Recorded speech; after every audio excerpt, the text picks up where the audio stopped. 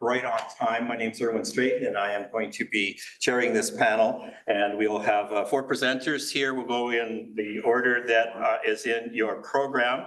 And first will be Katie Simon, who is the Associate Professor of English and Interim Executive Director of the Flannery O'Connor Institute of the Humanities at Georgia College, and she's the Assistant Editor currently of the Flannery O'Connor Review. Katie, welcome. Thank you. All right. Hi, everyone. And I just want to start by thanking the organizers for this conference and say how delighted I am to be on this panel of people whose work I admire.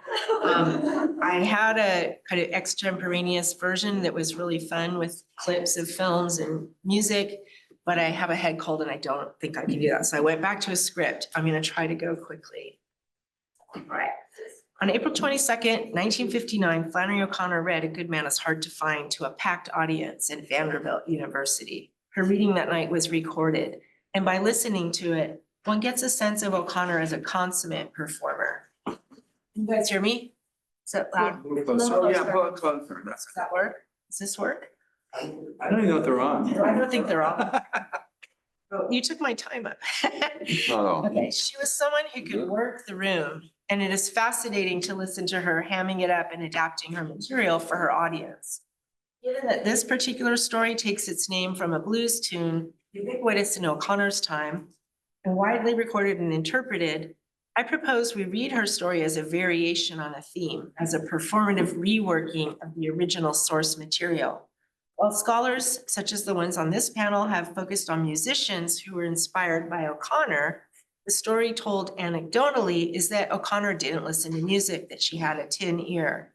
I hope to revise that narrative here, or at least to revise what it means to be influenced. Moreover, while scholars have identified various sources for this story, the blues tune written by African-American singer, songwriter, performer Eddie Green, entitled A Good Man is Hard to Find, has received surprisingly little attention. This song. And here are the lyrics. I'm not going to read them, but you can kind of get that. I'm going to refer to them a bit.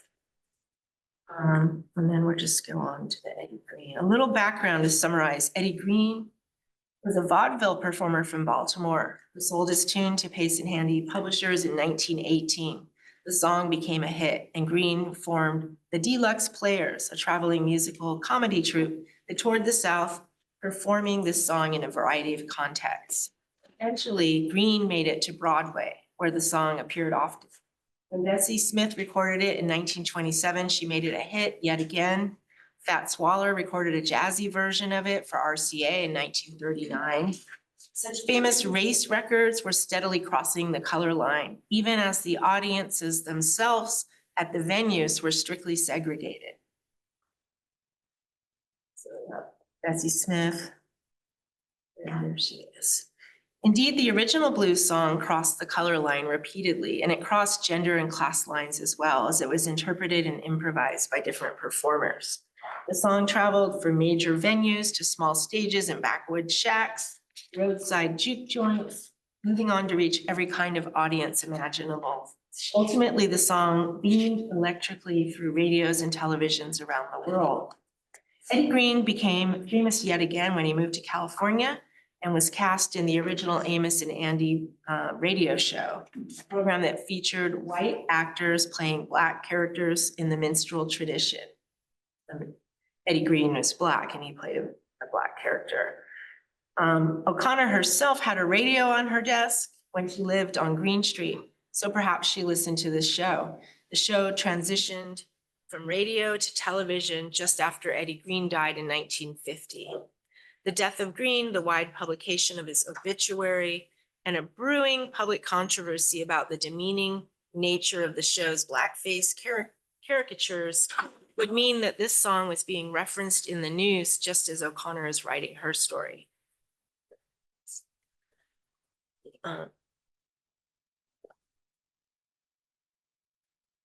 To take this song seriously as a source, I suggest, as I suggest we do here, requires remembering some forgotten context for O'Connor's work. In her teen years, and as a young woman when she returned to Milledgeville and lived there until 1964, O'Connor, in fact, resided in a cultural capital. Black music, forged from the spirituals of enslaved people in a cotton county, flourished in Milledgeville. African-American voices recorded in the 1930s as prison blues by Alan Lomax in the Milledgeville Farm Prison would inspire a generation of musicians whose sound helped create new music genres like soul, R&B, and rock and roll. So the Smithsonian recordings of the Milledgeville Penitentiary are available and have been, people like Dylan have been referring to them. In her small town and in the surrounding county, African-American performers worked and reworked new material in tiny clubs, bars, and juke joints that were primarily Black-owned and patronized by Black people. Archivist Evan Levitt, in his groundbreaking digital exhibit, he's a Georgia College archivist, entitled The Soul of Georgia, demonstrates how vibrant the area was musically and how central it was for incubating the ever-evolving continuum of African-American music. But the role of Milledgeville in this history has been largely forgotten. At the time O'Connor was first publishing in literary journals, there was a substantial Black middle class in Milledgeville, as there were several large employers there, including the State Mental Institution and the State Penitentiary. These are now closed. There were also, according to Levitt, some 20 Black-owned music venues in this small town, frequented mostly by workers from the asylum and the prison. Indeed, you could go to hear live music any day of the week. Milledgeville was a stop on the so-called Chitlin Circuit, and newly constructed highways made it a frequent gig for musicians traveling between the bigger cities of Atlanta, Macon, and Augusta. From Middle Georgia itself came musicians who are working on new sounds that would change music history. And we're talking big names like Little Richard, Otis Redding, Pegleg Howell, Ray Charles, James Brown, Blind Willie McTell, Piano Red, and B.B. King. So Evan Levitt I invite you to go check out his exhibit. It documents all that. To be sure, O'Connor's Milledgeville was deeply segregated, and the lines between races were sharply demarcated. So I'm not suggesting that O'Connor attended these clubs or even knew about these performers in detail. But in such a small town, the presence of a counterbeat, a rich alternative frequency, could certainly be sensed and felt and heard. According to a map Levitt has created, O'Connor's in-town family home on Green Street would have been surrounded by venues for African-American music. 2 blocks here, 3 blocks there, all around, and he documents some of the venues here. And here you can see Melvin Davis, who was interviewed for Levitt's exhibit, describing the atmosphere. He used to sit on the porch and hear Little Richard scream when he was a young child. And I'm just gonna skip for time purposes. He says, "It was way down through the woods across this valley. The music would come floating right across. It was just an incredible atmosphere." Eventually, what Levitt calls the Milledgeville sound would travel abroad and come back to Middle Georgia, recorded on vinyl by British performers like the Beatles, who opened in the UK for making Georgia's own Little Richard before they themselves hit it big. The British accents notwithstanding, the sound must have been uncannily familiar as O'Connor watched the Beatles perform on the Ed Sullivan Show. "No wonder," she said, "of contemporary music, it's all the Beatles to me." So in this, I'm skipping over a lot of things, so if it doesn't make sense, ask me in the Q&A. I do a lot of talking about the early part of the story and the kind of grandmother as a kind of solo blues artist. In the story's dramatic second half, the narrator leaves behind the jokey minstrel notes of the road trip and begins engaging with depravity, taking the reader into a consciousness of a character who feels no remorse about taking the lives of other human beings. There is a car accident, an encounter with an escaped convict, and the brutal murder of an entire family. But this is all narrated in such a pared down, matter-of-fact way that it heightens the sense of horror the reader experiences. O'Connor stages a drawn-out dialogue between an apparent sociopath and the grandmother, who has already been painted as a stock figure for white Southern womanhood.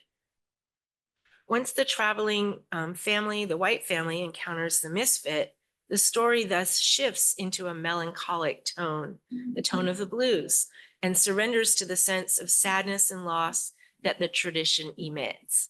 Indeed, the misfit delivers lines that could come straight out of a blues song, and his dialogue is saturated with pathos, suffering, and pain. So here we have this famous quote. I won't read it. I love reading O'Connor aloud, but I'm going to skip this for time. But this is his quote about being, "I never was a bad boy." The Misfits lines, "I never was a bad boy, I forget what I'd done, and I was buried alive," are part of what I want to call the Misfits blues sensibility. According to Florence Dorr, associating the blues with bad boys and prisons was part of the early commodification and packaging of the blues. And indeed, there was a whole lead belly feature article in Time magazine calling him a bad N-word who makes good minstrels. I'm going to skip over that. But in O'Connor's story, however, the escaped convict talks back to the bad boy label. He doesn't remember something bad he might have done.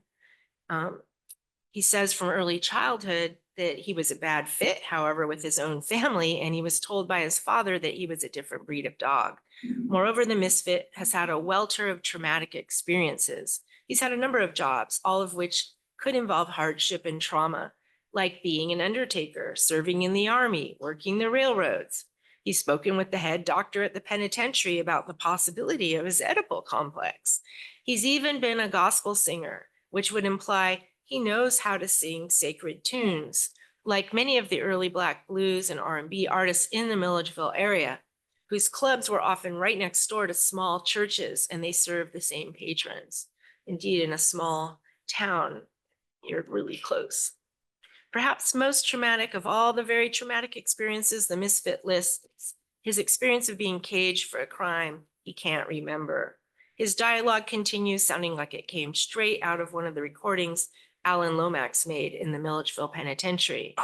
These songs, and again, Evett Levitt has this great digital archive of them. They're often treated, they treated the unfair punishments for African Americans, and they were singing about them. We don't get no justice here, that kind of thing.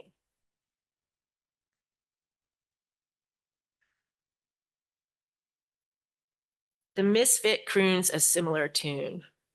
Turn to the left, it was a wall. Turn to the left, right, it was a wall. Look at the ceiling, look at the floor. Forget what I done, lady. I sat there and I sat there and I ain't recalled to this day. The story thus imagines the carceral space as a nightmare, purveying a gothic sense of being walled in or buried alive. The misfits' inability to remember whatever crimes might have been committed thus suggests a trumped-up legal system that privileges some and penalizes others, a stance that I suggest reverberates toward the context of African Americans in O'Connor's own time and place. And I've cut out a lot that refers to that specifically. But Amira Baraka, writing as Leroy Jones, coined the term blues people for a 1963 book detailing the rise of African American music from blues to jazz, and then its subsequent co-option by the mainstream white culture into big band music. The Eddie Green blues song, A Good Man Is Hard to Find, traveled a similar path. From a simple blues tune, it became a standard of the big bands. And the year before O'Connor wrote her story, the song received royal treatment in mainstream white popular culture. In the 1952 Hollywood film, Meet Danny Wilson, a film that itself describes the rise of a musician played by Frank Sinatra to the big time. Indeed, once I saw this film, it became hard not to read A Good Man Is Hard to Find through the lens of Meet Danny Wilson, and doing so furthers our understanding of how theatrical and musical traditions affected O'Connor's work. The film offers clues about the complex way that race and ethics get entwined in her tale through her citation of Eddie Green's song. In the film, the duet, like the long scene between the misfit and the grandmother, is staged as a duel, a contest of wills, and at stake is whether a good man or a good gal is hard to find. The repartee between Sinatra and Winters takes on a sinister tone, with the female character ultimately dominating the male. Shelley Winters' version of the song, like many of the recorded versions by female singers over the years, there's 150 extant recordings, improvises and alters the original song, clapping back at the misogynistic moral of the tale. The moral is basically treat your man right or he might leave. So indeed, in presenting a duet that features two competing versions of the song alternating with one another, the film creates a battle between the sexes. Winter's lyrics play counterpoint to the main idea of the tune, undercutting the erstwhile male domination of the regressive lyrics that are sung by Sinatra. With a brassy swagger, Winters questions Green's simplistic song as Sinatra sings it. While Sinatra delivers lines like, keep a smile on your face and keep your big mouth shut, Winters cuts in with, Buster, you gotta be kidding. Calling Danny Wilson, AKA Sinatra, the one with the feeble mind, Winters tells him, I'm running the show, Jack, you better stay in line. By the end of the number, she's making clawing gestures with her hand near his face and threatening him that if he doesn't act right, she will slide over there and turn out all your lights. As in Meet Danny Wilson, O'Connor offers a version of the blues tune here at the end of the story as a duet, sung by the grandmother and the misfit. She raises the stakes of the performance, as the film does, by creating a variation that feels elaborate, complex, almost symphonic. She goes for Hollywood big band near the end of the story rather than the simple solo blues ditty earlier that the grandmother might have crooned. In O'Connor's story, there is an intense moment of almost intimacy when the grandmother reaches for the misfit's shoulder. He recoils as if a snake bit him and shoots her 3 times in the chest. This act of maternal love offered by the grandmother proves too much for the misfit. Intimacy is not available for him. His act of violence recalls the sinister element of violence suffused into the mafia backstory of Meet Danny Wilson. So it's a story about the rise of a musician to the big time, but he has to kind of avoid the mafia throughout. Disappointed in love, Danny Wilson becomes for a time as mean and menacing as the mafia bosses he's avoiding, humiliating his best friend on stage, for instance, and trying to fight him when he's disappointed in love. This 1952 film theorizes a type of good violence as bravery, while the mafia violence enacted is marked as bad. In O'Connor's story, there is no such redemption for the misfit, and his heroism is not available. His violence is not deemed as appropriate, and his nonchalance about it marks a further level of horror. He treats murder as if it were an everyday matter, like cleaning one's glasses or borrowing a shirt. Like a figure in a cartoon or a classic Hollywood Western, the misfit maintains his cool, not skipping a beat once the grandmother is murdered, simply moving on down the road to get the bodies out of the way. Having teased out some of the ways that O'Connor appropriates and adapts the Eddie Green song to her story, I'd like to return again briefly to end to the social, cultural, and historical context for A Good Man Is Hard to Find. While certainly a white family could experience terror breaking down on a backwoods road, for Black travelers to Middle Georgia, the fear would have been heightened. It also would have been mundane. Fear of traveling while Black, especially during the 1950s, would have been a routine experience, a kind of everyday horror. The terror in this case is not being alone in the woods, but rather encountering armed white men who could kill with impunity. For traveling Black musicians like Eddie Green, James Brown, Little Richard, and Ray Charles, the country roads connecting the bigger towns and cities would have been scary indeed to drive. In O'Connor's time, a manual called the Green Book offered advice about safer routes for travel and listed towns that had at least one motel where Black people could stay. While nearby Macon and Augusta are listed, O'Connor's Milledgeville never appears in the Green Book as a safe place to travel, and there are no entries of places that Black people might stay. Given the rich, forgotten context for this story, the incredible sonic landscape of African-American music in Milledgeville, and the ubiquity of the Eddie Green song in popular culture during O'Connor's time, perhaps we are meant to read The Traveling Family as Black, a kind of reversal of blackface. Here we can see the predicament the family faces in the woods as the everyday threat of violence that Black travelers might have sensed affectively or actually experienced both in Milledgeville and in the surrounding woods, dirt roads, and highways, leading out and leading in. As I've shown, in O'Connor's story, the woods and meadows are haunted by blues people, and variations of Eddie Green's song circulate from small clubs to Broadway to Hollywood cinema. For a white family from Atlanta, the horror in the woods would be unexpected. But for the African-American blues travelers who would have performed this song in Middle Georgia during O'Connor's time, the confrontation with badness would have been the cost of doing business. And I'll just end there.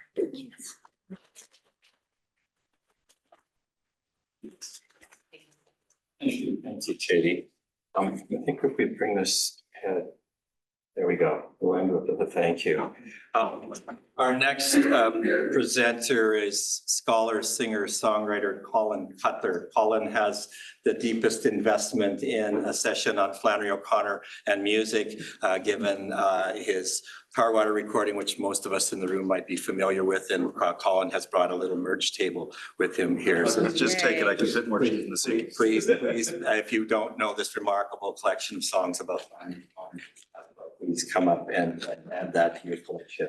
Colin is an instructor of English at Guilford Technical Community College in North Carolina, and he's soon coming to my hometown of Kingston, Ontario. I'm looking forward to any time we can spend with Colin. Colin, please. Thank you. And could we possibly play that Right now? like the first minute of it? If you don't mind. Yeah, thank you. While we're pulling that up, in the long run, a people is known not by its statements or statistics, but by the stories it tells.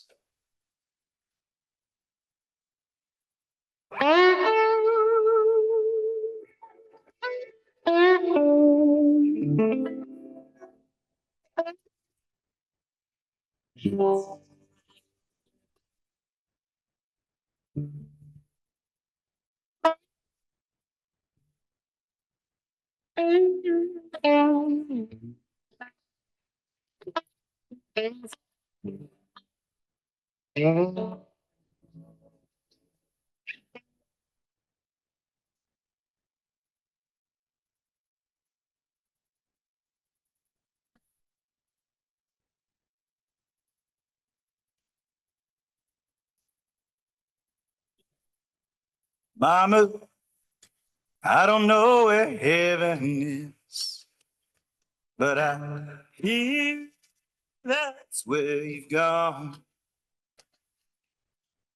Mama, I don't know where heaven is, oh Lord, but I'll be there with you before too long. All right, so I'm going to talk a little bit today about the theology of art in Flannery O'Connor and how that the influence that's had on me and a lot of other writers too. But first, I'm going to talk a little bit about how I got into folk music, and that was actually via literature. I was talking with Dom Flemons, formerly of the Carolina Chocolate Drops. Found out he went the same way. He was an English major who got into folk music by reading all these ballads in school, and then eventually realizing, oh, these were sung, right? Imagine that, ballads. And so that's right.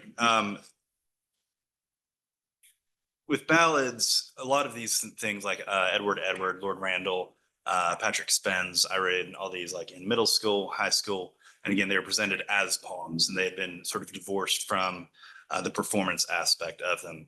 But then as I got to Greensboro, North Carolina, and was learning about some ballad singers like Sheila K. Adams, realized, oh, these are actually a living tradition of singing. They just been recorded on the page as well. And I've found that there are a number of parallels between O'Connor's thought and folk music too.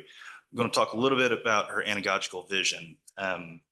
She says, in The Nature and Aim of Fiction, the kind of vision that the fiction writer needs to have or to develop in order to increase the meaning of his story is called anagogical vision. And that is the kind of vision that is able to see different levels of reality in one image or one situation. Medieval commentators on scripture found three kinds of meaning in the literal level of the sacred text. One they called allegorical, which one fact pointed to another. One they called tropological or moral, which had to do with what should be done. And one they called anagogical, which had to do with the divine life and our participation in it. Although this was a method applied to biblical exegesis, it was also an attitude all of creation and a way of reading nature, which included most possibilities. I think it is this enlarged view of the human scene that the fiction writer has to cultivate if he is ever going to write stories that have any chance of becoming a permanent part of our literature. Now, some of the parallels with practices in folk music, in a lot of the different styles, there's different coding that happens, usually due to class, racial, or labor hierarchies, or sometimes sexual mores too. So in the latter case, you've got dirty blues in the 20s and 30s, which we'll talk about very explicit sexual things if you kind of know the key to it. In terms of like the class ones, Maddie Groves or Patrick Spence tend to focus on working class people. They're sort of the heroes of the stories, and there's never a direct critique against the Lord or whatever. Very rarely is there a direct critique against the Lord or what have you, but usually the results of the story kind of show where the sympathies of the singers lie.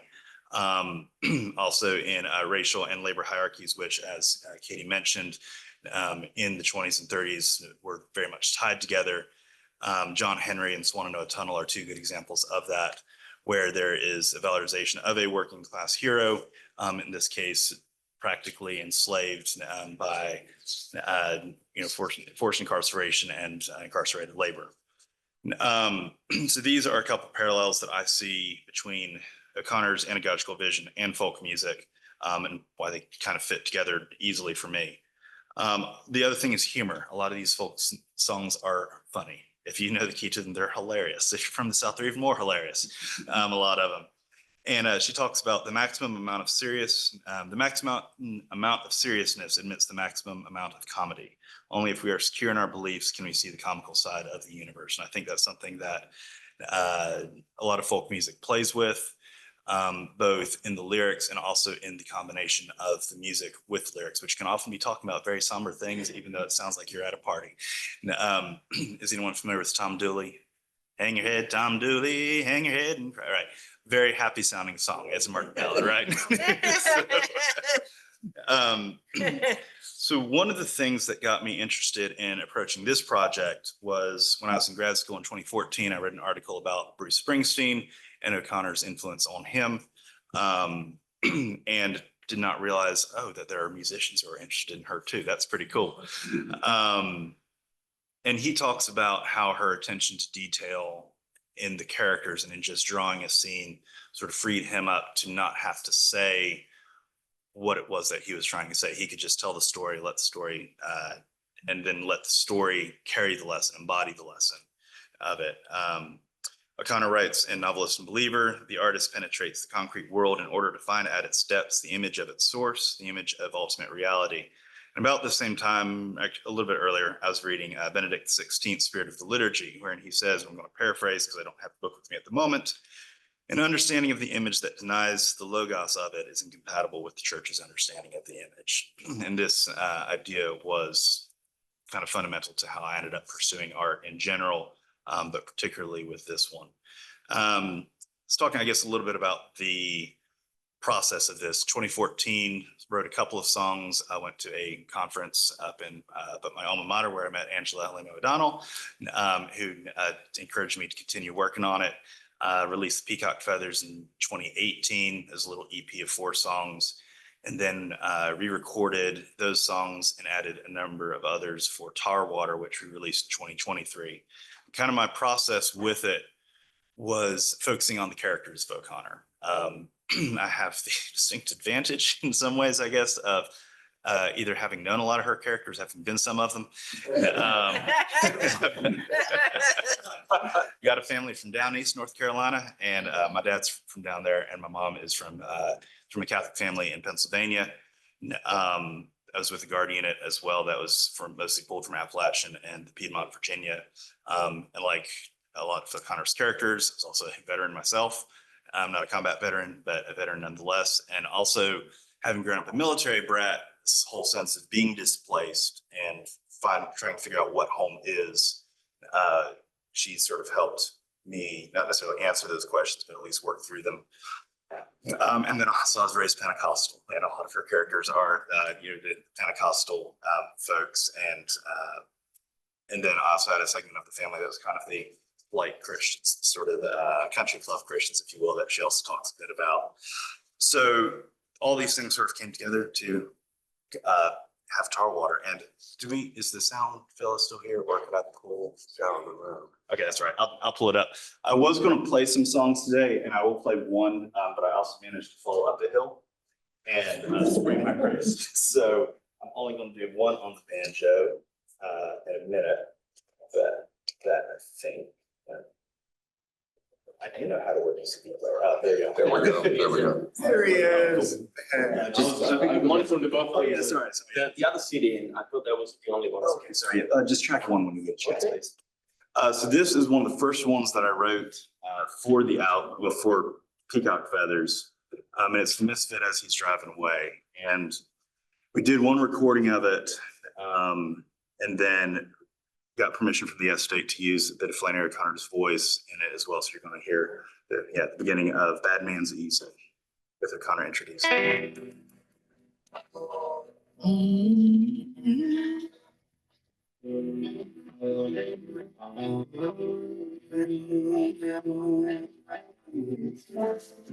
name of this is Good Man called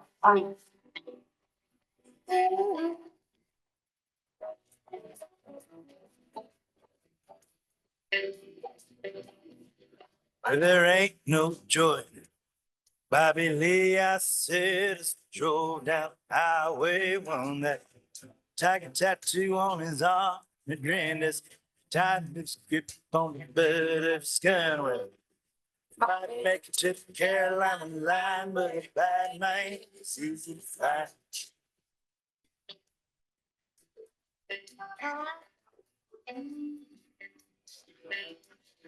Have I ever told you how I feel when I hear those sirens wait?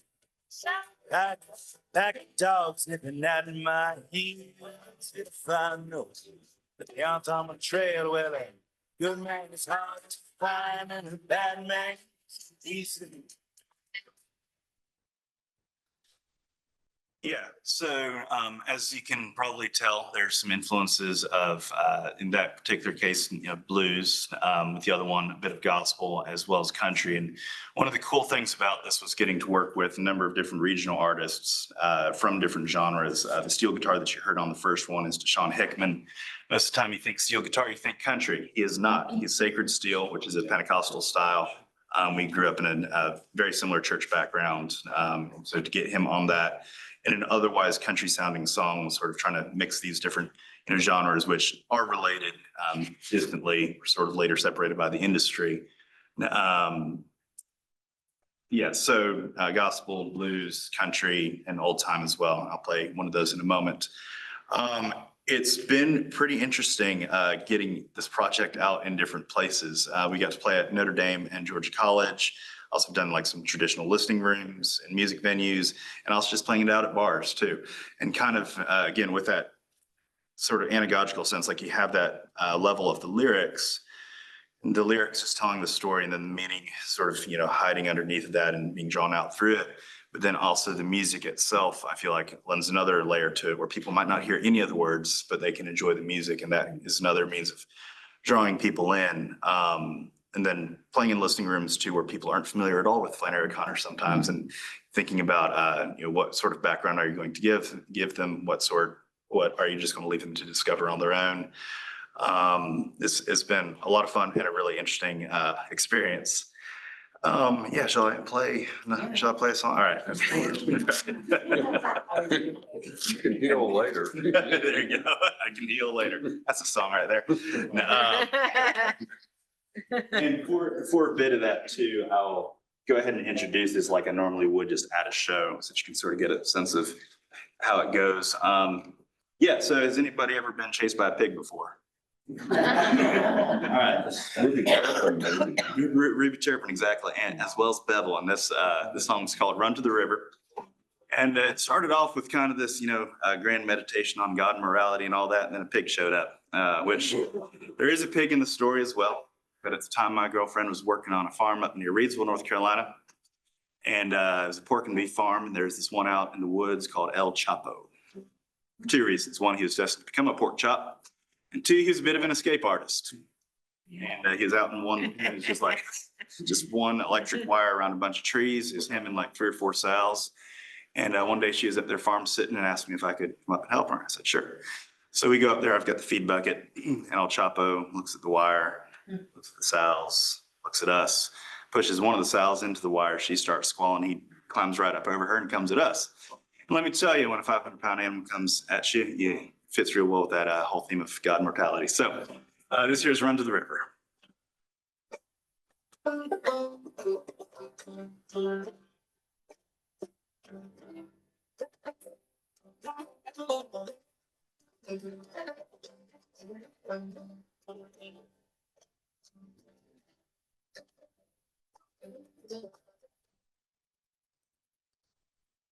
That river is wide, river is deep, it's got a long way to run before it rolls into the sea.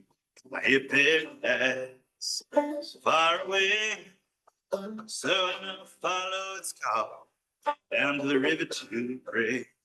Is it wide? Is it deep enough to wash my sins away? I don't know. I still go to the river to pray. City lights imitate the stars and drown them in the void behind the neon signs and bars. My faithful feet never stray. It led me down the John Mill, down to the river to pray. Is it wide? Is it deep enough to wash my sins away? I don't know. I still go to the river to pray.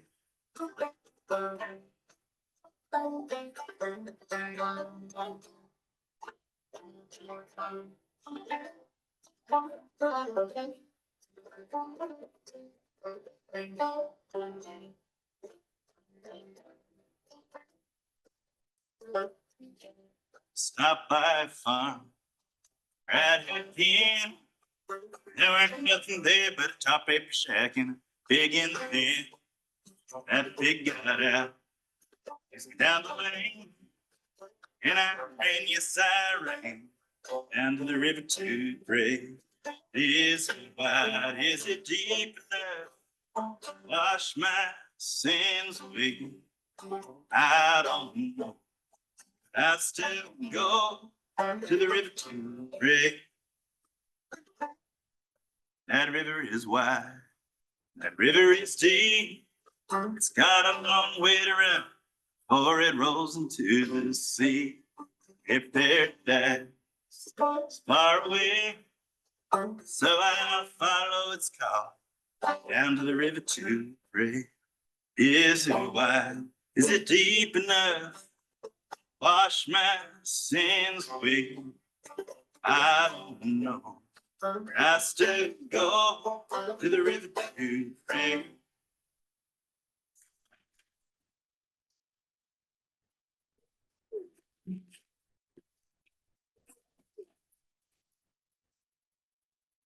Thank you. And yeah, I think that's pretty much everything. So It's another run ahead.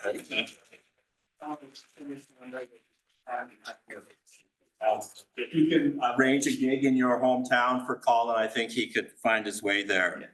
Figure it out. oh, and yes, there are CDs. Just grab them. Please. CDs, please. There's more room for cheese. You want this unique collection of songs, of O'Connor stories. Remarkable.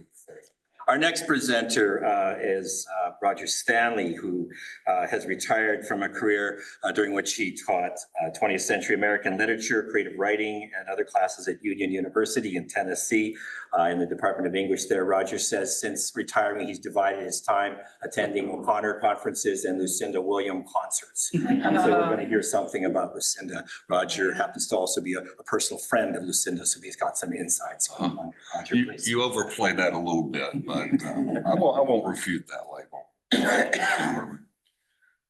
Upon the 2023 release of Lucinda Williams' mid-career record, World Without Tears, National Public Radio's Ann Powers pronounced it full of songs veering from spiritual lunacy to gutter-level misery.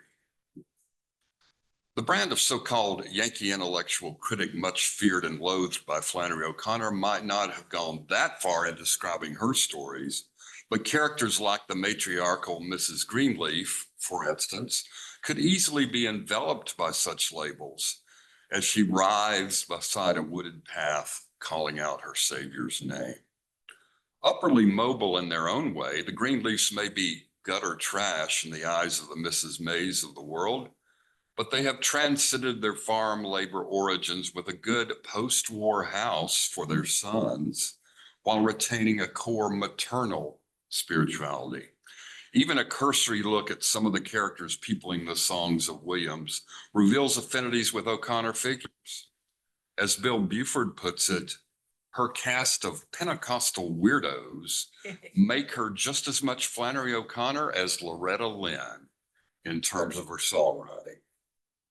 Through her poignant lyrics and melodic fusion of blues with elements of rock, Lucinda Williams is heir apparent to the best literary voice the 20th century American South has produced, Flannery O'Connor. Am I okay without the mic back there?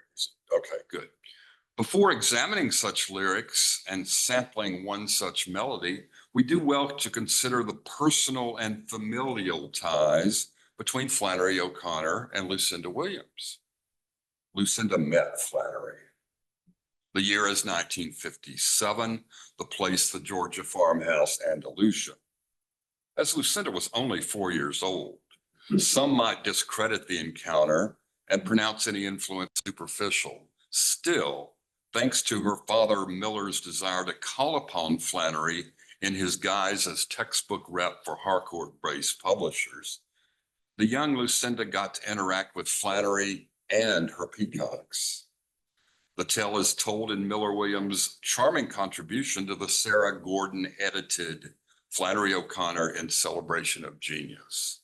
And it's codified years later in the superb second chapter title of Irwin H. Straight's 2024 book, Flannery at the Grammys. The chapter is called Chasing Flannery's Peacocks.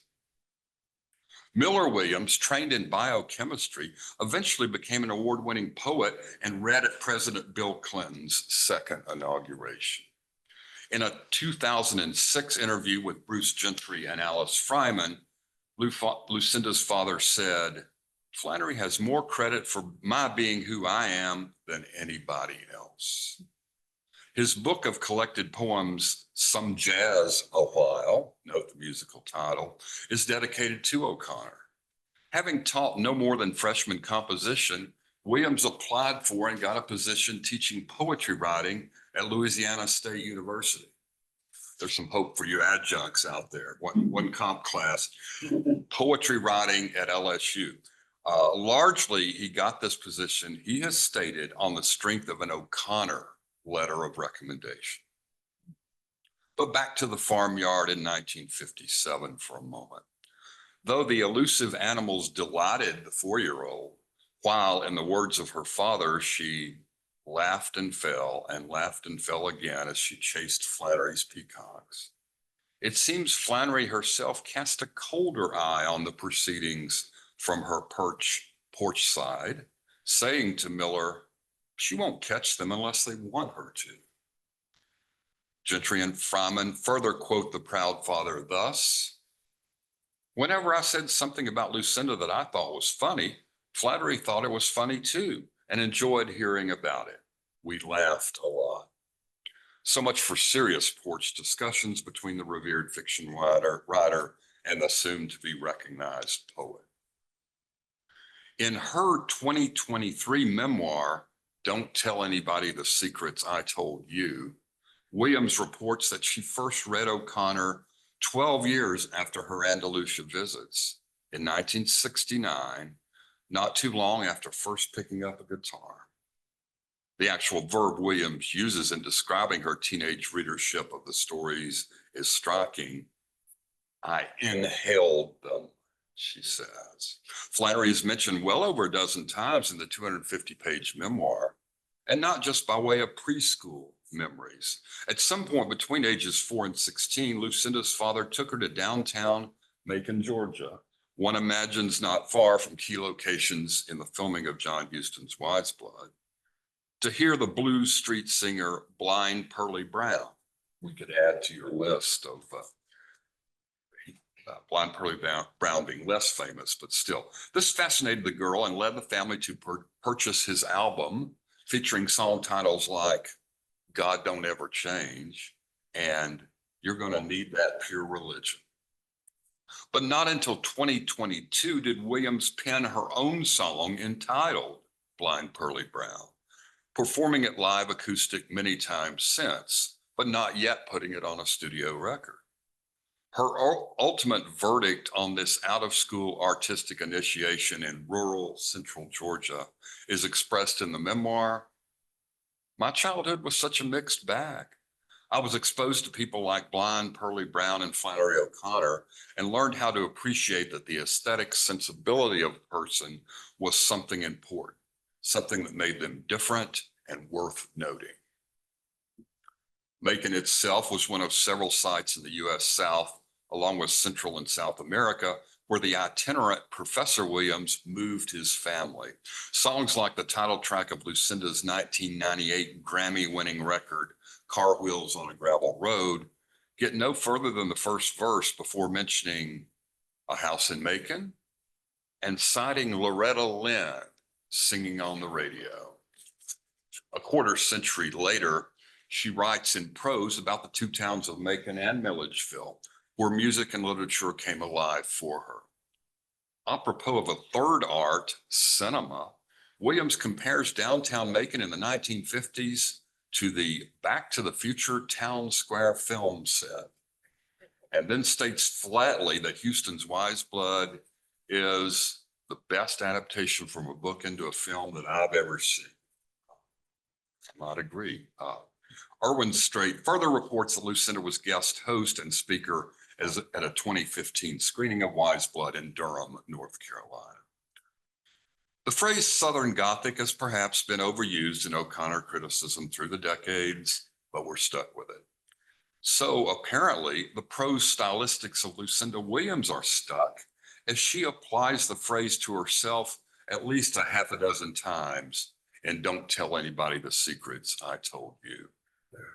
Speaking especially of her mother's side of the family, Williams concludes that this crazy Southern Gothic stuff going on in the background of my childhood was my everyday life. Waxing cinematic again, she references Betty Davis in Hush Hush Sweet Charlotte as an indelible childhood figure who depicted the Gothic South as I knew it from my mother's evangelical family. Years later, the young Arkansas poet Frank Stanford gets the Pentecostal Gothic treatment as the fictional character Sonny in the 1992 song Pineola, which the songwriter herself labels a Southern Gothic story.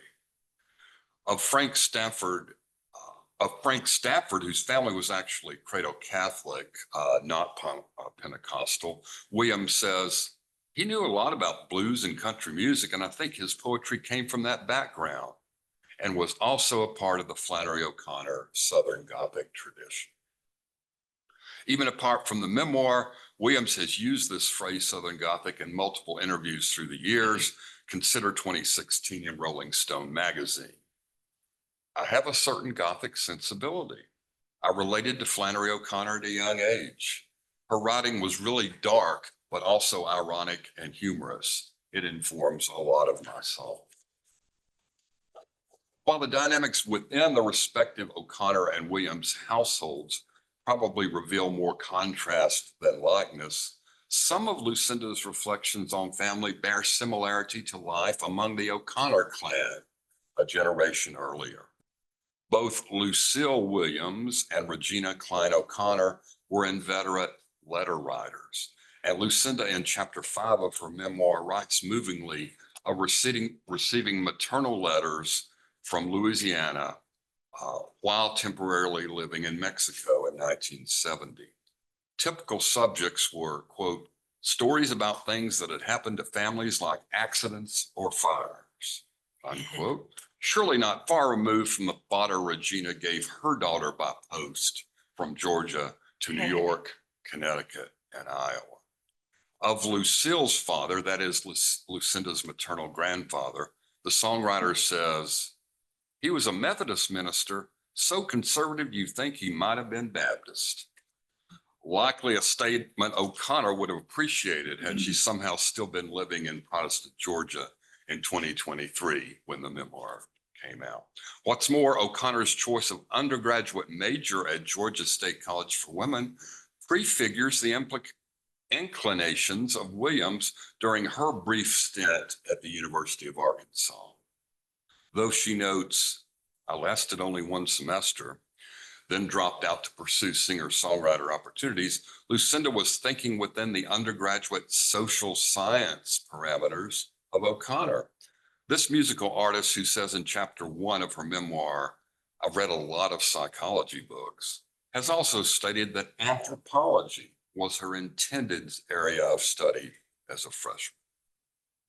Even more intriguing than real-life familial or educational dynamics are biographical and artistic comments by Williams, which at least faintly echo fictional characters in O'Connor's stories. Surely the paternal grandfather, Miller's father, who had, quote, already been a teacher, a county tax assessor, a cashier at a bank, and a club baseball pitcher, unquote, before taking up a Methodist pulpit, is not wholly alien to the Misfits resume. Katie quoted part of that earlier. The Misfits resume of gospel singer, arm service member, undertaker, and railroad laborer prior to his quest for the meaning of Jesus. As for Hazel Motes, not only did Lucinda's maternal uncle come home from World War II hitching rides, Lucinda herself says early in her book, I feel almost like a traveling preacher myself by virtue of her constant concert touring. Irwin Strait in Flannery at the Grammys even suggests that, quote, elements of a kind of Mozian Christ hauntedness inform several of Williams's song lyrics completely unironically, unquote. An anecdote from chapter 1 of Don't Tell Anybody the Secrets I Told You might bring to mind good country people's manly pointer in some weird sense. Lucinda speaks of her grandfather Ernest once out walking on a trail and encountering a kid his age carrying a Bible with more Bibles in his bag.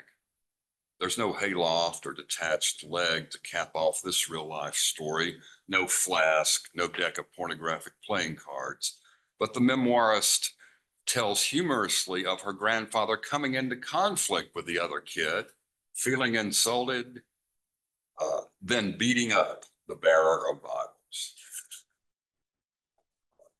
In her ambivalence about academia in general and the classroom in particular, the college dropout Williams bears affinities with the Georgia writer. Her Arkansas home and the MFA students Miller Williams would invite over semi-formally was her poetry, or if you like, her songwriting classroom workshop.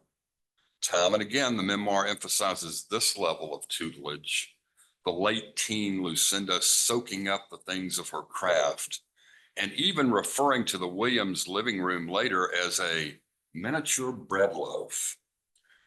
Nothing fanciful there, as father took daughter to Vermont's Bread Loaf Writers Conference several summers in the late 60s. Whatever lyrical chops Lucinda developed thus came about through less than formal academic channels. Flannery never went to Bread Loaf, and this is a bit of a tangent. Flannery never went to Bread Loaf, but I can't resist quoting here from a 1963 letter to John Hawkes, where Flannery writes, an elderly nun told me that a mutual friend had gone to Loaf of Bread, and I have never thought of it as anything but loaf of bread since. I'm a veteran of Yaddo, but I don't think I could take loaf of bread. Oh, where did it? There you are. And now I'm going to fade to black for a bit and let us listen to 2 minutes of this Southern voice. The song is Atonement from the 2003 record World Without Tears. Others could have been chosen, such as the two Williams herself calls almost gospel hymns, Bust of Baton Rouge and Jackson. There's also the aforementioned Pineola with its key line, His Mama Believed in the Pentecost, or Get Right with God, which Strait analyzes in his volume. Track 7, sir. Atonement is called by Strait a raunchy, grating. Come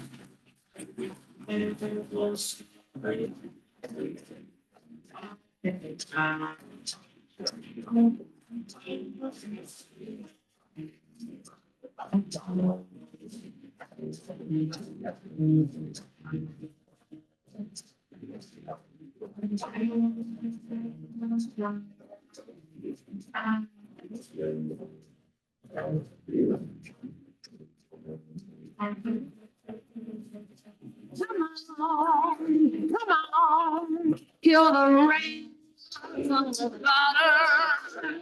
Come on, sings the voice in the choir. Come on, bring your father and mother. Come on, sing it higher and higher. Shake the clammy hand, repeat the 23rd song, make you understand where it was you went wrong. Voices from caves, shouting with twisted tongues, emotional rain, hellfire, scorched lungs. Come on, take close attention to this. Come on, let me give you something good to eat. Come on, bow down hard to the sticks between your teeth. Come on, glory, glory, repeal the beast. Blinded by glittery diamonds, resting on crooked fingers, shaded eyes, they're the ones lead you to deliverance from the figure of doom. Force you to understand, like you in a room with a holy roll and a one-man band. Come on. 2 more paragraphs if you'll indulge me. Holy rollers and one-man bands. I heard Williams reference disgraced TV evangelist Jim and Tammy Faye Baker once when introducing this song, but I've heard Flannery O'Connor and ZZ Top mentioned even more.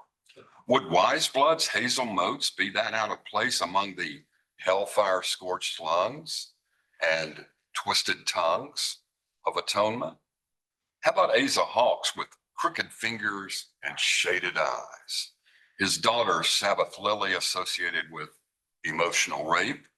Huckster evangelist Oni J. Holy proffering a clammy hand full of glittery diamonds. I hope you were able to make out some of those phrases in the lyrics. The lyrics of Atonement, from the title to its referencing of Psalm 23, continue to evoke preeminent mid-20th century O'Connor concerns over 60 years after her death. What does this all add up to? Not much, maybe, for people out to disparage pop cultural forms anyway, folks whose allegiance is to traditional literary genres such as the novel, the poem, and the short story. Yet surely in whatever postmodern age we found ourselves in circa 2025, the elevation of song lyrics to poetry status, and even the melodic fusion of hip hop rhythms with traditional verse, chorus, bridge, verse, chorus song structure would find acceptance in most listeners and readers. No one should be surprised that at the end of chapter 2 of Don't Tell Anybody the Secrets I Told You, Williams makes this judgment. I never liked Faulkner. I tried to read him and I just didn't like him. I preferred Flannery O'Connor and Carson McCullers. Not too shabby a comparative verdict on 20th century Southern literature, even if from a layperson with a GED and 1 semester's college anthropology study under her belt. All in all, Lucinda Williams in her art is a kind of throwback to times past, say Andalusia before the Ford dealership and the comfort suites across the 4-lane freeway. For that throwback, all hail the cultural Southern American voice, high and pop, written and oral, then and now.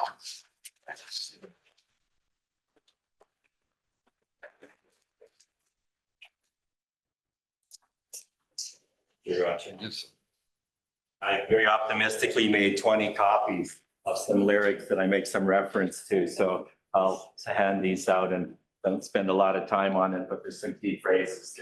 These lyrics that I'll refer to. We might not have another opportunity to give a hand to Stefan, who's handled the audio here and to coordinate.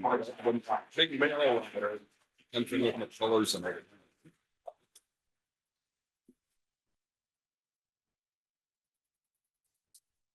So the story goes that Bruce Springsteen went backstage at London's former Hammersmith Palais Theatre after a concert in June 1981 by an upstart Irish band called U2. There he met young Paul Houston, who'd taken the stage moniker Bono. As Bono tells it, quote, Springsteen thought, considering the music we were making, that Flannery O'Connor's writings might be something I should read, end quote. Springsteen felt that an alienated Irish boy with both a Catholic, his father, and Protestant, his mother, religious upbringing, might find something of interest in O'Connor's fiction. According to rock photographer Adrian Boot, whose photo I licensed for inclusion in my book, the moment of that very exchange was the moment in which he clicked the shutter in this iconic image. Bono later reflected, I don't think Springsteen knew what he was saying because I've never felt such sympathy with a writer in America before.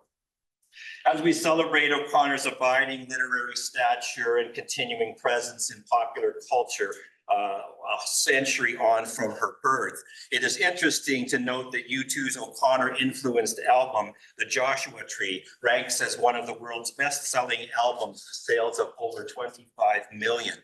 Its remarkable success in the music market in 1987, it's the fastest-selling album in the history of British pop music, according to one source, turned the band U2 from local heroes into international superstars, moving them from the covers of pop music journals such as NME and Rolling Stone to the cover of the 27 April 1987 issue of Time magazine.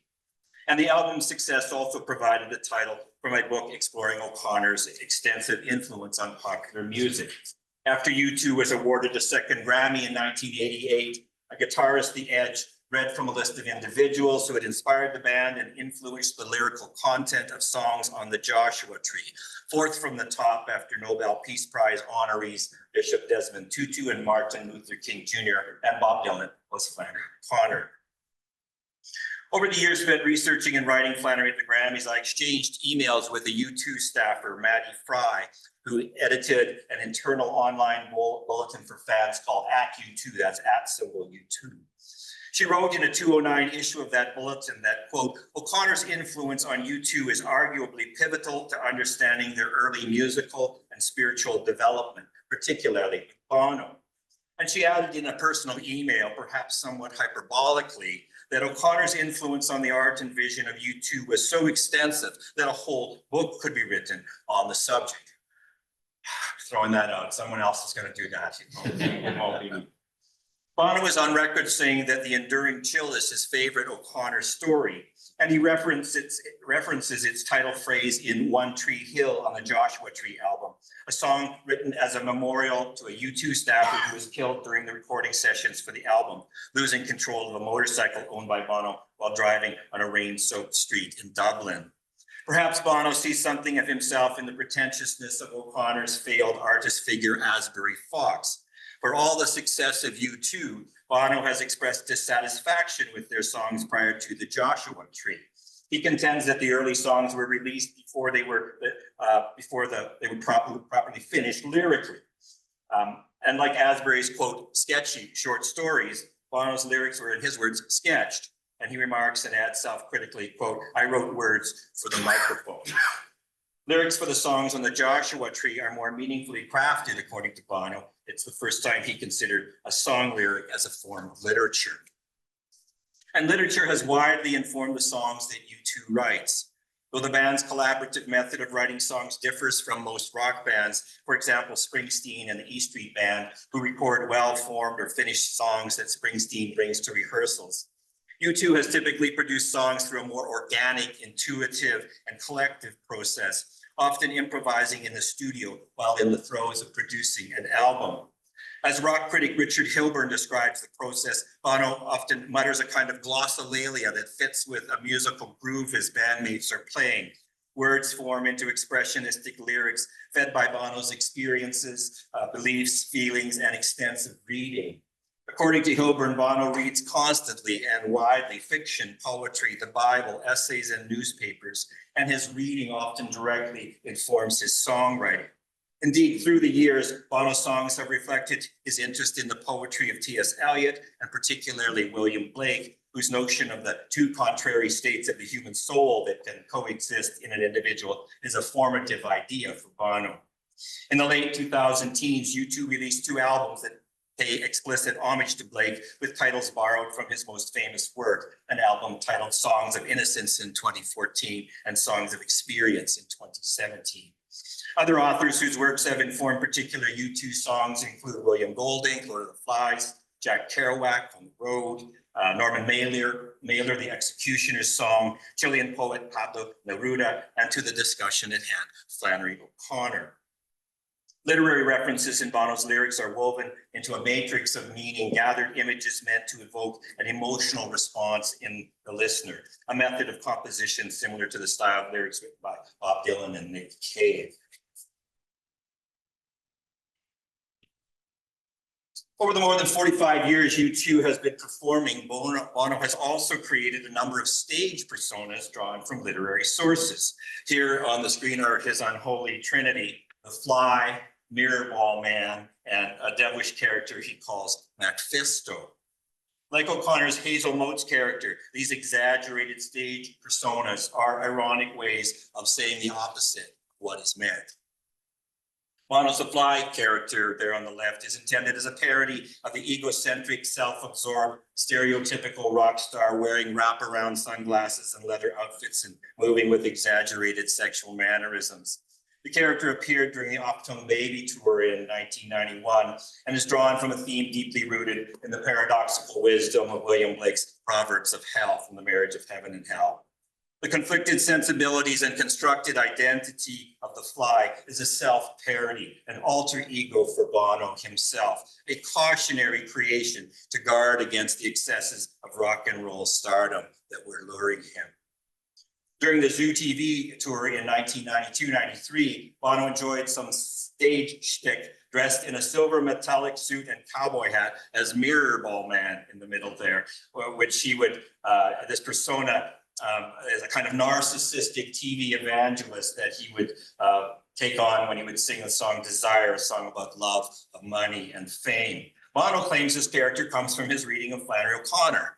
Like O'Connor with Hazel Motes and Ani J. Holy and Wise Blood, Bono's stage character is meant to satirize the unbiblical prosperity gospel that pervades the religion in the Christ-haunted America that she satirized in her first novel. And like Bruce Springsteen and Lucinda Williams, Bono is on record citing Wise Blood as one of his favorite books.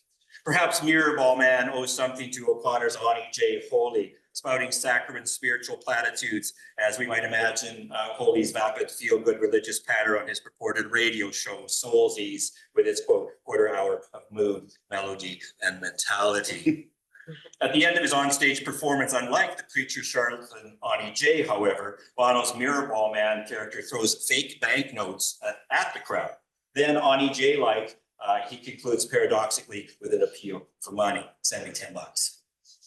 Bono's performance is quite over the top and was filmed live each time on stage by a crew during the fictitious Zoo TV series. Bono's Mephisto character on the right here is a stage performer persona cut from the same material as the Fly, symbolic of the corrupting effects of the rock and roll business, its excess and decadence that U2 was decidedly against when the band emerged in the 1980s. An animated version of this character plays a central role in a music video for Hold Me, Thrill Me, Kiss Me, Kill Me, the theme song U2 wrote for the 1995 Batman Forever film. Interestingly, the music video and the lyrics to the song appear to be more about Bono's struggle with the lure of rock star fame than about the dynamic duo who watch over Gotham City. And while British author and Christian apologist C.S. Lewis gets referenced as a literary influence on some elements of the video's narrative, there is an evident O'Connor allusion as well. Now, the editing cuts on this rock video are so fast, 1 to 2 seconds only, that images go by before the viewer can consider their significance. Indeed, I think the video comes at you like 1,000 images and ideas put into a blender. So I've taken some stills, some screenshots from the whole and created a kind of storyboard of images to save time in presentation and to focus on key elements in the video that support my reading. In the opening seconds of the video, Bono's animated Mephisto character is pictured about to fall off a ledge with animated versions of the other U2 band members in motion to rescue him. At the last moment, he does not fall, but bolts of lightning appear somehow to restrain him. In several images in the video, cartoon faces of the Fly and Mephisto loom from the screen alternately, each mouthing the words to the song Bono is singing. In further sequences, these animated characters appear together, seemingly bent on the same purpose, a clear signal to the viewer that these alter egos of the singer are to be regarded as interchangeable, two complementary states that are pulling him in the same downward direction. The biographical elements of the video, biographical element is made clear in a sequence of comic book cartoon frames that reference a so-called rock star who is so pure, and subsequent frames in capital letters have the phrases so righteous and so honest here. And these appear while Bono is singing a lyric that refers to, quote, turning tricks with your crucifix. O'Connor's favorite theme is foregrounded here, self-righteousness and its accompanying hypocrisy. And as we will see, the story comes to an O'Connor-esque conclusion, though in a kind of inverted way. As the narrative in this rock video approaches its climax, the Mephisto character gets into a car that speeds down a narrow street, and in subsequent frames, it's intercut with the Batmobile. You're reminded that this is purportedly a soundtrack for a Batman movie after all. Animated frames of Bono and other members of U2 show the bandmates walking down a cartoon street, Bono head down in a book. Within seconds, a car comes careening toward the unsuspecting Bono, who stands frozen, their book in hand, about to be run over, while the other band members jump out of the way. And here to drive the point home to the viewer, we observe that Bono's Mephisto caricature, whom we earlier saw getting into the driver's side of the car, has been further transmogrified into a Frankenstein's monster cartoon rendering of Elvis, who now drives the about-to-be death car. The king, the paradigm of the self-absorbed, idolized rock star, the real thing, is surely drawn here as a symbol of the inherently destructive forces of pop music stardom, while Bono, a pretender to the crown, is run down like Saulus Layfield, the false prophet whom Hayes kills with a car in Wise Blood. Having been hit by a car first driven by his devilish alter ego, Mephisto, and then the maniacal monstrous Elvis, Bono the rock star is cast on a scrap heap with the title of the book he's been reading briefly evident to the viewer, the C.S. Lewis classic about the subtle ways by which the devil works his territory, the screw tape letters. Here, a literary source for Bono's satirical devilish Mephisto stage persona is clearly acknowledged. But the dramatic event at the end of the video as well bears evident overtones of the car killing in Wise Blood, with the difference that the alter ego is driving while the authentic Bono is the one run down and killed. Mindful of the Wise Blood analog here, it is thereby implied that this seemingly true self of the rock star is just as much a constructed identity. As the elder Bono revealed only last week in an interview on Jimmy Kimmel Live, he's always felt somewhat bogus as a rock and roll celebrity. His father told him he couldn't sing and had no musical ability. Literary influences on U2 songs or on Bono's artistic sensibilities are frequently revealed in song and album titles, as I've mentioned, and here in a flashed book title in an animated music video. Bono has done something similar to acknowledge O'Connor's abiding influence on a new stage persona who appeared during the 30th anniversary tour of the Joshua Tree album in 2017. In Bono's curated reading of American literature in the mid-1980s, leading up to creating the songs for the Joshua Tree, he had read Truman Capote's In Cold Blood and Norman Mailer's likewise journalistic novel, The Executioner's Song. U2 commentators had inferred that Mailer's account of killer Gary Gilmore was the source for Exit, a song that explores in fragmented phrases the descent into murderous meanness of a man moving, quote, deeper into black. To quote some key phrases, you have the lyrics for Exit on the sheet that I handed out, moving inexorably toward an act of gun violence. But in an interview in Rolling Stone during the 30th anniversary tour, Bono suggests another source. He talks about needing to shield himself from the harmfulness of the song's lyrical content, noting, quote, that I got into some very dark places on the stage while performing Exit. His solution was to perform the song by, quote, thinking of where it came from and going back to the books I was reading at the time. And he explains, quote, I realized the real influence was probably Flannery O'Connor. So I developed a character called the Shadow Man, and I'm managing to step into the shoes of the Shadow Man without any self-harm.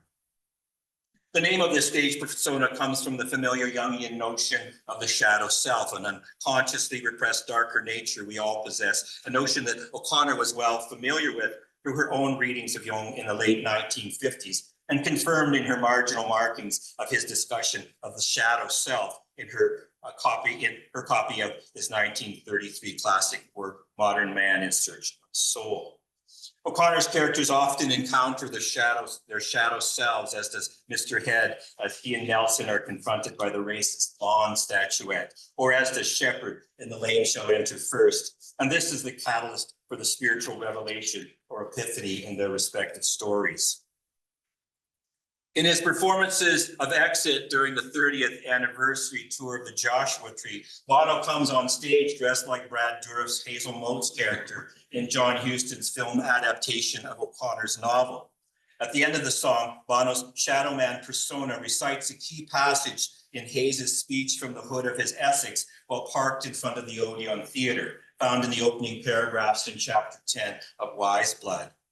I came across a crowdsourced video, not very well filmed, in which Bono quotes most of Hayes's speech from O'Connor's second paragraph of that chapter, beginning, quote, I preach there are all kinds of truth, your truth and somebody else's, but behind all of them, there's only one truth, and that is that there's no truth behind all truth is what I preach. This was a video taken early in that long tour. But as the tour involved, he would quote only the last sentence of this passage.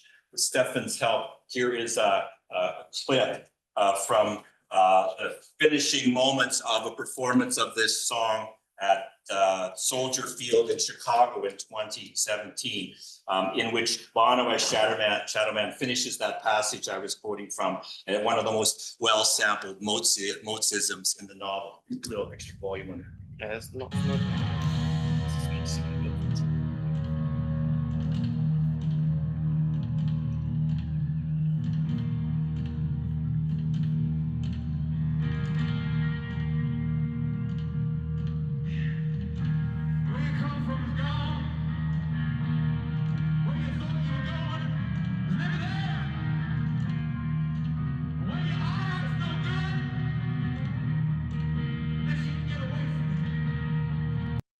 You can hear that at the back. The last one? Can we do it a little louder or no? No. 'Cause Okay, that's you it. see, Okay. unless I go there for just a minute. No, it's all right. Let's be We probably all know the passage. We don't need to do that. Thanks. Yeah, sure. Thank you. So, Let's try again. It goes through the. It's gonna be loud. We're not gonna be able to do it. we'll hear it twice and that'll be.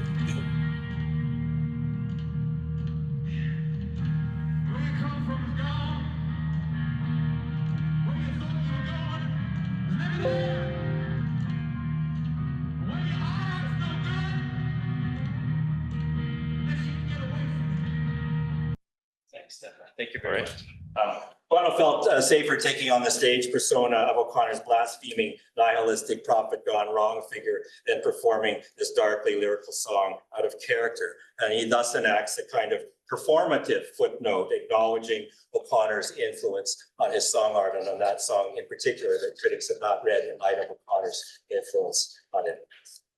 Now, my original, yes, when UP Mississippi heard I was giving a conference here, they didn't ask, they told me I was going to show this slide that advertised the book. Seller of their book didn't ask.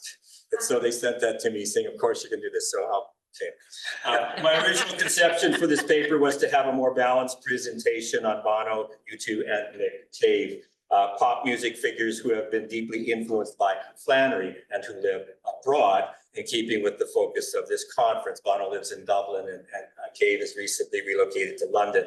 But I became more deeply interested in the abiding arc of O'Connor's influence on Bono's writing and stagecraft, and so relegated Cave to a brief postscript. There is a 27-page chapter in my book, Flannery at the Grammys, on Nick Cave, if you'd like to learn more about O'Connor's extensive, abiding, and acknowledged influence on both his song art and his fiction writing.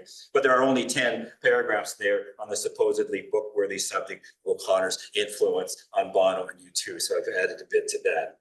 Based on the more than 45 O'Connor-influenced recordings I've collected, Nick Cave is one of 5 songwriters who mentioned Flannery O'Connor's full name in a song lyric, and you have that on the back of that handout, a song called Carnage. The other 4 are her cousin Frank Brannon in Flannery's Waltz, who was recently in Milledgeville playing that, Americana artist Grayson Capps on the final cut, a soundtrack for the 204 film A Love Song for Bobby Long, a British duo who call themselves Faggot and have released an online album titled A Good Man Is Hard to Find, with stylized homoerotic graphic designs on its cover. It features a song titled Flannery O'Connor, which uses her full name both to reference her person and her writings. And fifthly, a rather disparaging reference to Flannery O'Connor suffering from lupus in the puerile lyrics of an insufferable and nasty noise rock band named Killdozer. In a song titled Carnage on the handout here from the 2021 album of the same name, Flannery O'Connor comes to mind when Nick Cave is remembering a childhood experience of watching his uncle behead chickens. The chicken is memorably associated with O'Connor, of course, in the story of young Flannery's early name in a Pathé newsreel, where she's filmed with a chicken she is taught to walk backwards. But any dismembered chickens associated with O'Connor are moreover wingless, not headless, as she comments metaphorically in a 1955 letter to Betty Hester on the spiritual and moral condition of the average American in her generation. Curiously, there is an anecdote in the Living with the Peacock essay, published in the travel and entertainment magazine Holiday in 1961, in which she notes her youthful fascination with a Ripley's Believe It or Not tale about a rooster that purportedly lived for 30 days after its head was cut off, being sustained by a farmer putting food down its severed throat with an eyedropper. You can Google this. The actual life of this rooster was 18 months, according to Google. Perhaps Cave is aware of this essay. He claims to have read everything Flannery O'Connor wrote. What Cave means by the lines, "I'm sitting on the balcony reading Flannery O'Connor with a pencil and a plan," is hard to interpret other than through a comment to rock journalist Sean O'Hagan in conversations transcribed in a volume titled Faith, Hope, and Carnage, published in 2023 by Farrar, Straus and Giroux, O'Connor's publisher. Following allegations of O'Connor's racism, the Paul Eli essay in the New Yorker, etc., Cave remarks that he recently reread her works, quote, to remember why we must value her. A comment given even greater weight by Cave's response to Hagen's question that he is not usually given to rereading the authors who have influenced him.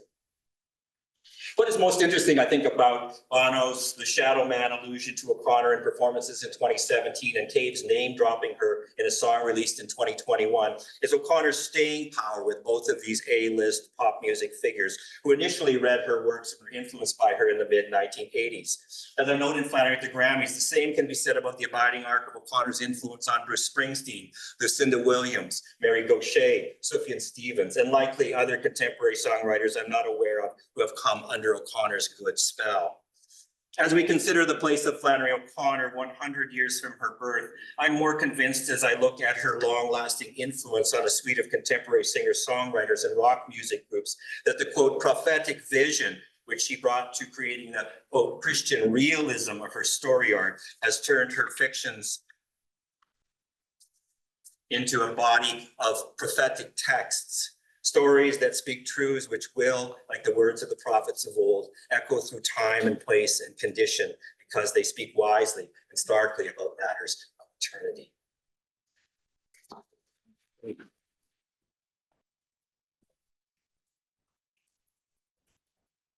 I'm beating the time for questions that Damien had this morning, about 4 minutes. We have 5.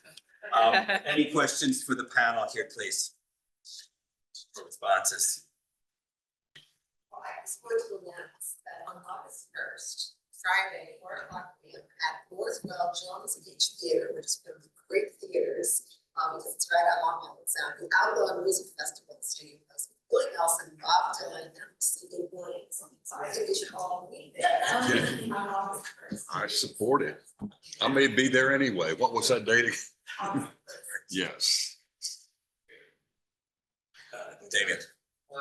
For Roger and Erwin, first of all, you have a wonderful speaking voice. I'd love to hear you read books. Very Thank sweet. you. Is there money in that? In your book, you mentioned Faith and Grace a bit, and which is one of her longest tracks, like a 10-minute. Yes. What do you make of that? Do you think that's a prayer, a meditation? And you comment on that song in particular? You've got Tom Overby's. We both have Tom Overby's. Well, you've got at least a paragraph in your book on Yeah, Faith and Grace. I do. There's an even longer version that was released in as a long play On blue vinyl, yeah, 25 on blue minutes. vinyl. But you're right, it's long enough on which record is that on? It was something released on Record Day back in whenever. The special was, but Faith and Grace is on one of her regular albums. I'm drawing a Is that the blank. one with Highway 20? Right? Yeah, Highway 20. Ghost of Highway 20. I can offer that you mentioned Tom Overby, her business manager and her husband. And I've heard him tell the story of, and this won't surprise you, how impromptu and spontaneous that was in the studio. It wasn't expected to go on, 12 minutes on the album track and It's 25 minutes. 25 on the blue vinyl. Add to that. Well, You know, Overby says, we had a Rastafarian drummer. We had a bunch of That's right. Pentecostals in the room, and we had Flannery, and his quote is, she was full on testifying. Wow. A moment for her that was very transcendent. and that song, I mean, look it up. It has so few lyrics total, but it's repetitive It's in a a positive It's a sense. Mississippi Fred McDowell tune that gets cycled, and then she starts singing Get Right With God. She fuses her own. The Hill Country Blues, McDowell, and it's of course the title Faith and Grace runs throughout her 3 and 4 minute songs for years, but the Rastafarian. Play it. It's like being at a revival. It's like being at a revival. So it's 25 minutes of Lucinda Wow. singing. Did we say Bill Frisell is on Bill that? Frisell's The great jazz guitarist, Bill Frisell. Wow. Faith and Grace, Get Right With God. It's really something. Full on testifying. Okay, you all were amazing. I don't know much about Nick Cave, but did he have any conversion or anything? If we had Nick Cave here in person, we could ask him that question, but he didn't answer our emails. Nick Cave has been carrying on an argument with God for about 40 years. And he suffered the grief of the death of one of his twin sons about 8 years ago. And this has moved him closer. There is an album called 7 Psalms that he put out. He beat Paul Simon to that title, and they're spoken word records. And I think I say something in the book. He says, I've got nowhere to go anymore except close to you. So I think he's on this journey, and that anguished journey is something you can follow throughout his art. And it's really been remarkable to listen to him. Who knows what heaven knows, but I think Nick Cave has presented a kind of spiritual autobiography in the course of his musings over the years. Does he still call his band the Bad Seeds? The Bad Seeds. He's recently, in fact, he's Seeds. just back from touring in Canada. I couldn't afford the dynamic pricing of a ticket for him in Toronto. Cave is an album out now called Wild God, right? Wild God, and he's come out fabulous. He's come out the other side of some of the grieving of this child, and he's found joy that comes in the morning, to quote a phrase, after grief. And that's the idea behind that I album. think both O'Donnells had questions there. Recommendation under Nick Cave is really excellent interview with him as part of the On Being project. Yes. Absolutely. It really is. Mhm. The questions for the panelists here. How much are they per CD? Just a minute, just if you lay down $20. Usually I sell them for 10, but again, here you get just take them. That's more room for me to pack cheese in the bag on the way home. And chocolate, gotta take that back home too. Song, the rhythm, or is that? I don't know if you have a specific. Jamie, you want to answer that? There's illusions that he's reading that and he's writing that song at the time he writes the Nebraska tunes, right? Well, no, it was before, because that came out Before? in 1980, but it's a song of the same type. So The River and A Good Man's And Heart. Goodman, he has songs Songs like about Nebraska, all the meanness in the world. So So there's a sense that that song comes under the umbrella of having read O'Connor and worked on the river. it seems like it. Yeah, I think so. And some of the songs that end up on the river were concurrently written with the Nebraska songs released later. Is that fair? I just wanted to give a shout out to Colin. I can't believe it was 2014. I know. And it just got better and better over the years. They were so great at first, but they got so polished and so wonderful. So everybody should get a Terminator CD. And my question is, now that you're doing more performing, find that people that you're playing with before in popular clubs, like, do they know? You're right. Part of the culture, especially in the southern states. It varies. Usually at bar shows, I will mention it, but just sort of like I don't really even do a lot of talking between songs just because they're bar shows. Listening room shows, usually there are a few. Matter of fact, we played one in Morgantown, 6 people showed up. They had a great time. We had a great time, and like 3 of them knew Flannery O'Connor too. But then like some of the sold out shows, there's always one. I'm like, there's not fellow weirdos. Great. I'm not alone. But so here we are all in one place too. But yeah, it varies. Again, the nice thing about the folk world is that a lot of them tend to, have read a fair bit too. So a lot of them are at least vaguely familiar with her, or have read 1 or 2 stories of her. And then there are usually a couple at least who are fans too. And I've had a number of people come up to me and say, yeah, I went and bought her complete stories and you started reading her. Actually, the drummer had never read her. Our new drummer of the band had never read her. We have had some great conversations about her since. And then one of the first DJs to put my music on the radio is neighbor to my guitar player. And he said, yeah, one day I walked out, just taking my trash out. She'd already taken her trash out. And I think that she bought the book and put it in the trash. So, some people at least try it and it's not their taste. So that's fine too.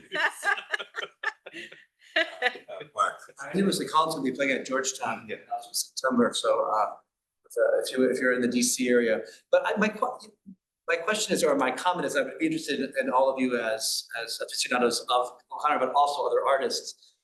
That was one of the reasons why I did this film on Flannery O'Connor, because I was like, why is she such a muse? Yeah.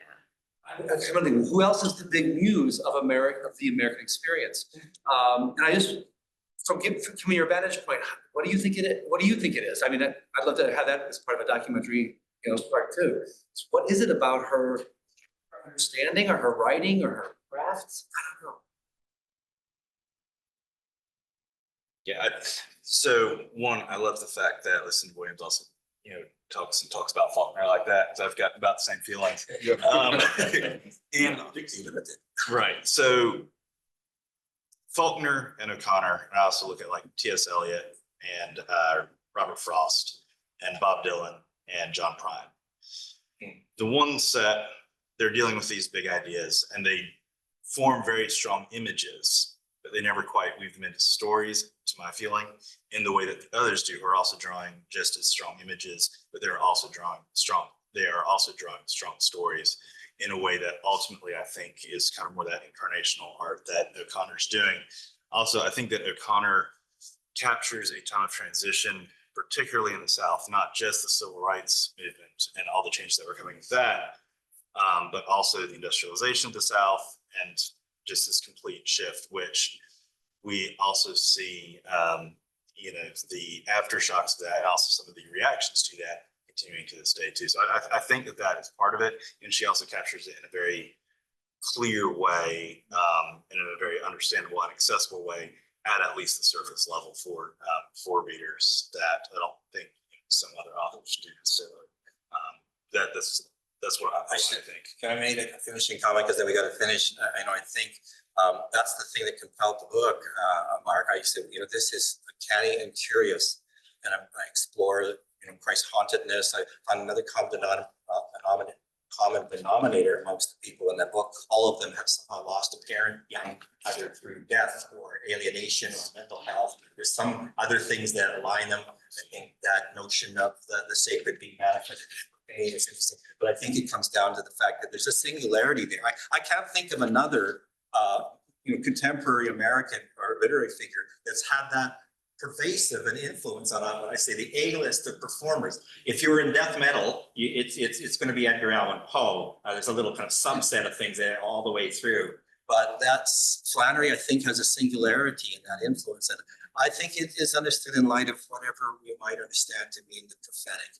I was talking with Rosemary McGee, and I love that quote that Richard Gilman says. Flannery's comment about her stories and the lack of understanding. I can wait 50 to 100 years for my stories to be understood.